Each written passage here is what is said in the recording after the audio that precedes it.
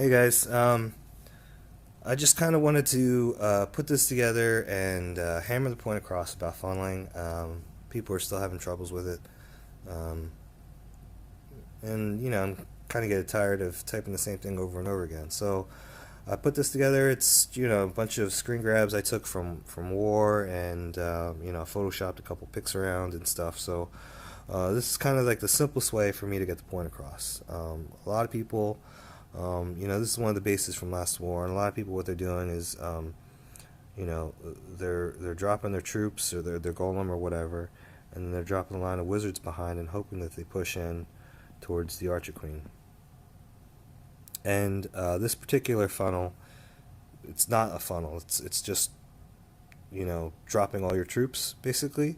Um, it's not very wide. Even if you made it very wide, like all the way out to here, you're still it's still not the best way to go. So, um, I guess the easiest way for me to explain this is to basically break it down into um, the base and the trash. So the base is the blue, that's all behind a wall, and then you have the white trash ring. So, um, what a lot of people are doing is something like this, um, and then they're hoping that, and this, really this does sometimes work. I mean, basically your troops follow all these buildings, and then they end up right next to this wall, and then the Archer Queen jumps out and they shoots at the BK, and he'll fight through and he'll get to her, or you drop a jump spell, and basically um, because they followed these breadcrumbs that are out here,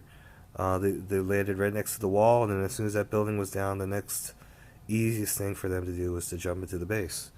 Um, Sometimes it works, sometimes it doesn't. Basically, sometimes you drop your BK too late, and then he'll follow this breadcrumb over here, and then even though you have this jump spell down, it's easier for him to go over here. It's actually closer for him to go over to that next building. So, it's, sometimes it works, sometimes it doesn't. Uh, the best way to do it is something like this. This works pretty much 100% of the time. I've never had it fail unless I messed up the funnel. So, if you can kind of see what's going on here, basically I took out these buildings. Um, Actually, this is a Photoshop picture. I didn't actually attack this base, but took out these buildings, and then I left this giant breadcrumb right in the middle. So now my BK can be dropped anywhere back here, and he will follow all these buildings. And because, once all these buildings are down, it doesn't matter if he finishes the last building over here or he finishes the last building over here. If there's a jump spell down, it's closer for him to go to the jump spell than it is for him to go over to this elixir store or elixir collector. That's really the simplest as I can put it. So, the next kind of factor, I guess, that people are not really considering is the range of the Archer Queen. So, if you're looking at this base, a lot of people came over here. Actually, what they did was they came from this direction, and the golem sat inside that white circle where the Archer Queen range is. So she was hammering away on that golem, and even if they did a proper funnel, that golem was taking way too much damage. Um, and basically busted, and when your golem busts, you're not getting tanking from him anymore, and basically you have to start taking damage from your heroes and your wizards and all those other troops that you brought. So just making a simple adjustment, you can come from this direction. Let me draw that a little bit better. You can come from this direction. That is actually barely in range of this cannon over here. Obviously, this cannon over here, and this archer tower. Once you have that down, basically you can create a funnel from probably about here all the way to about here. You have all this, stuff to play with.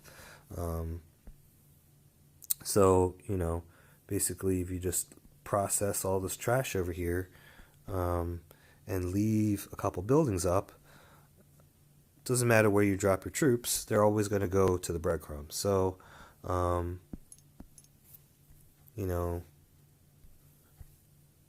basically, if you did something uh, like this, um, and just left those buildings up, your troops will follow those breadcrumbs. So, I mean, if you broke that down to like the margin of error, like the deciding, like if you basically try to look at the decision making that your BK has to go through, or your P.E.K.K.A. or whatever, um, you know, this distance from here to here, divide that in half.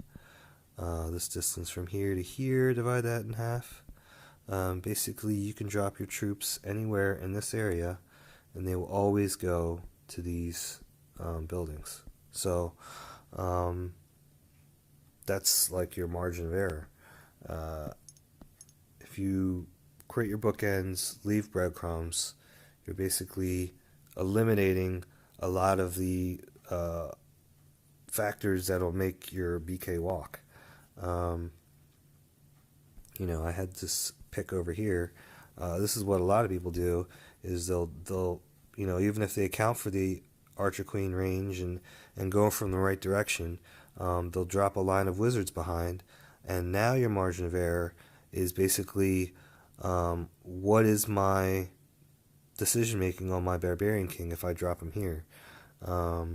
Even if there's a jump spell down, he'll probably go in there.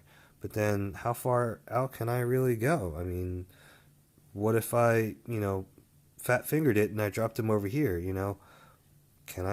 does he actually see that cannon, or does he see this elixir collector and he's like, okay, this is much easier for me to get to?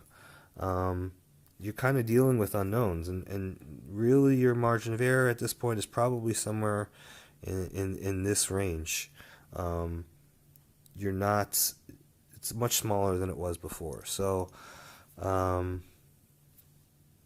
just leaving that one or two buildings up, I mean, that's just a huge breadcrumb for your troops to follow, and it really does cut down on, really eliminates the possibility of your troops wandering.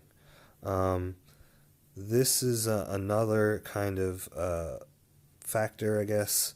If you start looking at the Archer Queen range here, it's much, she's very exposed, but, you have to process through all this trash. And, when you want to process all this trash, you have to protect your wizards so they have enough time to take out all these buildings. And you might think, okay, maybe I got to go from this direction because it's outside of the range of the Archer Queen. But then you have to deal with all these defenses, and a single golem isn't really going to last that long. This is actually a good opportunity for you to use two golems, but if you have little heroes or something like that, maybe two golems isn't really the way to go. But if you went with two golems, you have enough time for you to process all this trash and then step up and then take out five defenses. Taking out five defenses when you're using hogs or loons or whatever, that's a lot of defenses. And then you'll get to the Archer Queen too. So one of the things that some people will do, well, some people have to do though, is basically sometimes you have to come from this direction. You have to basically deal with your golem getting hit by the Archer Queen. You're leaving your golem there because you want your golem to tank all these defenses, and you want your Wiz to be protected from over here and from over here, and you're just gonna have to deal with that sometimes.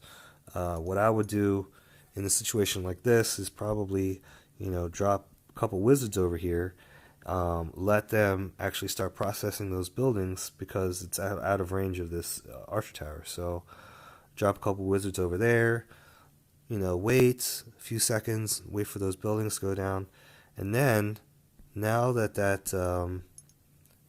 these buildings are down, I drop my Archer Queen over here. I can just and she will basically start following her own breadcrumbs, and she'll start wandering this way.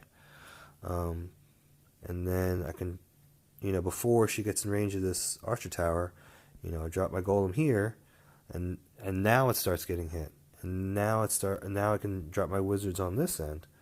Um, and then, my Archer Queen will make its way over here. And then I can drop my BK, I can drop my jump.